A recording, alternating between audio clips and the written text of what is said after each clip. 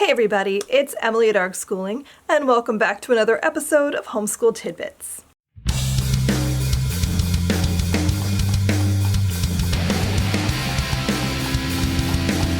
Welcome back to Build Your Library's Homeschool Tidbits. Today we are doing episode 68, and we're going to be discussing, is homeschooling expensive?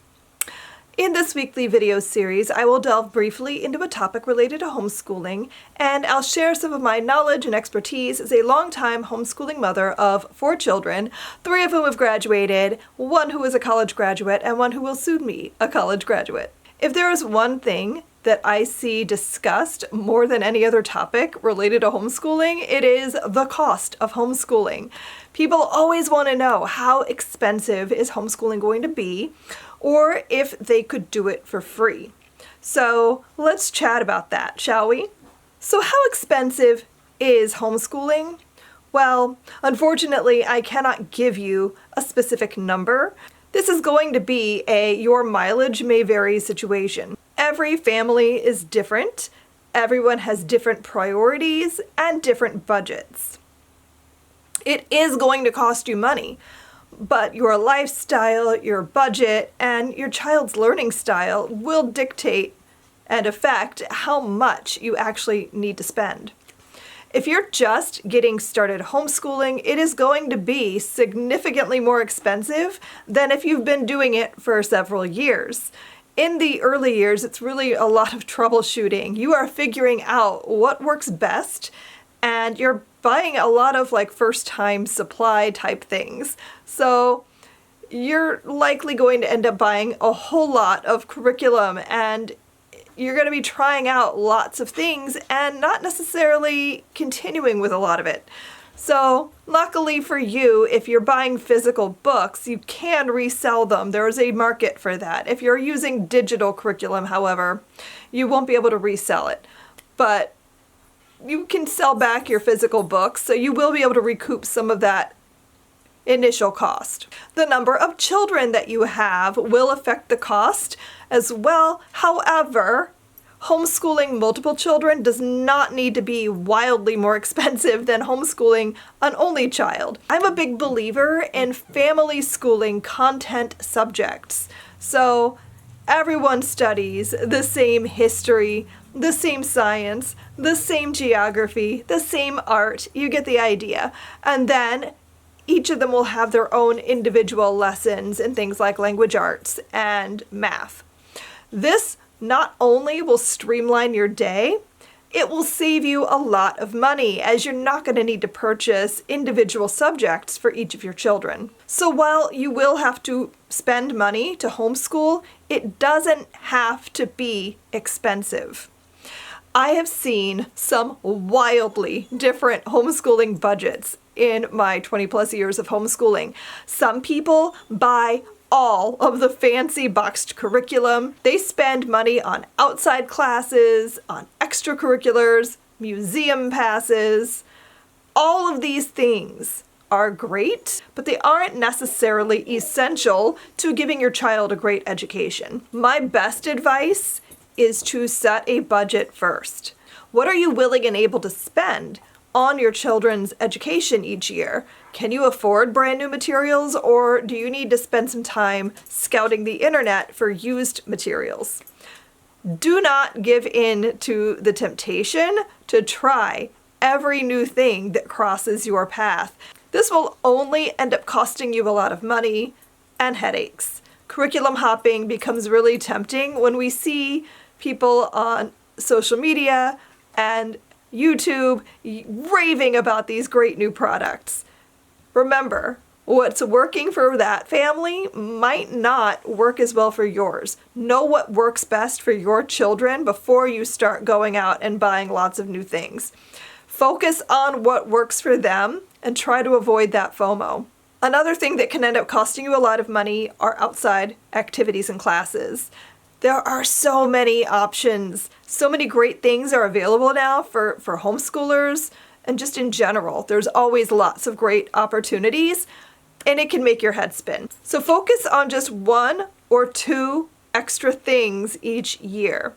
My kids were always allowed to have like one outside activity plus maybe one or two online classes each year. It really helped us to stay within our means, but it also helped us to not have to run around and mess up our routine all the time. Too many outside activities, no matter how great they are going to make it really difficult to get all of your schoolwork done each day. So be sure you choose wisely.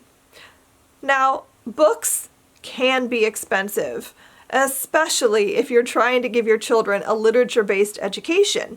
But there are tons of ways to save money on books. First things first, know what you need. If you just shop around with no plan in mind, you're going to end up with way more books than you need. Ask me how I know. But having a plan in place helps you to know what you're looking for so that you can stick to what you actually need. Having a pre-made book list, like what is included with Build Your Library, can really help while you're book shopping. And it can also give you an idea of like the time frame from when you're going to need each book. Best way, I think, to get cheap books is through library sales and thrift stores. But the caveat is that you have no idea what they're going to have. So it's really all about luck of the draw. You might find everything that you need, or you could find nothing. But they're always worth checking out. So I definitely recommend finding out when your local town library or other libraries in your general area are going to be having a sale. I have walked away with multiple tote bags filled with books for $20 or less. The next best way to stock your library inexpensively is through websites like Book Outlet and Thrift Books. They have really great deals, but again, they're not necessarily going to have everything you need, so it will require some hunting. And of course, the library is free. Not only can you get all the books you could possibly read for free, you can also get museum passes, they have activities and classes, and there's so much more. Libraries are amazing, and I highly recommend you get a library card if you're going to be homeschooling. But also, try to get library cards at multiple libraries in your area, if at all possible. But be careful here, because there may be fees attached to those out-of-town library cards. I was able to get a library card at the big city nearby because their library is huge and amazing, but it cost me $60 a year for that library card. If I want to get one the next town over, it'll be $50 a year. So that can start to add up. But if you have a voracious reader and you know that you're going to be doing a literature-based curriculum throughout your child's homeschooling, that is a real money saver. Even though you're paying a little bit up front, it is way cheaper than having to buy all those books at full cost. So if you're on a tight budget, I do recommend checking out multiple libraries in your town or in your area. So many people want to know, can you homeschool for free? I know some people will say that you can. However, I'm not sure that it's worth it to try. And here's why. Let's just assume that you do find some free products that you like. It is going to require so much of your time and energy to piece everything together into a full curriculum that now curriculum hunting and creating is your full-time job. And after spending all that time scouring the internet for resources, you're going to discover that some of those things aren't going to work for your children. Or those materials only go up to a certain grade level, and after that, you got to find something else. Or maybe their curriculum is free, but it's also religious, and you're a secular homeschooler. Or the curriculum is secular and you're a religious homeschooler. Like, there's always going to be things that require more work. I'm not saying it's impossible, but I am saying it is extremely difficult and time-consuming. When we were first starting out, I did try to find as much as I could for free because we were on a really tight budget and it was exhausting and I don't recommend it.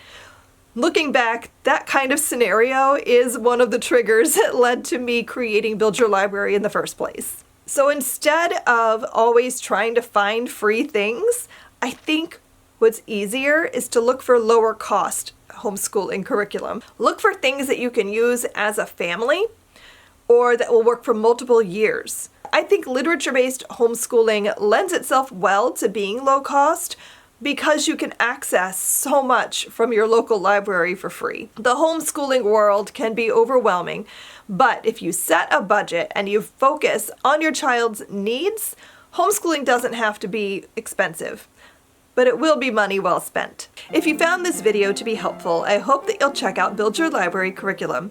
Build Your Library is a secular, literature-rich homeschooling curriculum inspired by Charlotte Mason's philosophy of education. Based on nearly 20 years of homeschooling my own children, I created the curriculum I wished I'd had when I first started homeschooling. I've spent thousands of hours cultivating the best literature to enhance your child's education.